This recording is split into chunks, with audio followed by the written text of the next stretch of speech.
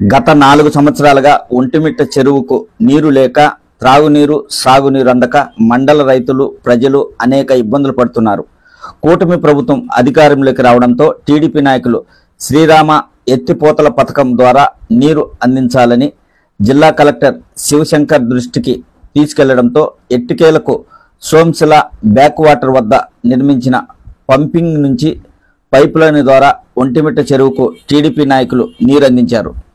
Rajampet TDP parliament అధ్యక్షుడు చెమర్తి జగన్మోహన్ రాజు, TDP senior నాయకుడు కొమర వెంకట నరసయ్య ఒంటిమిట్ట చెరువు పైప్ లైన్ వద్ద టెంకాయ కొట్టి నీటికి ఆరతి ఇచ్చారు.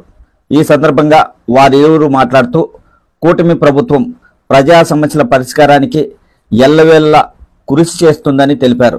ఈ సందర్భంగా టీడీపీ నాయకులపై మండల రైతులు హర్షం వ్యక్తం చేస్తున్నారు.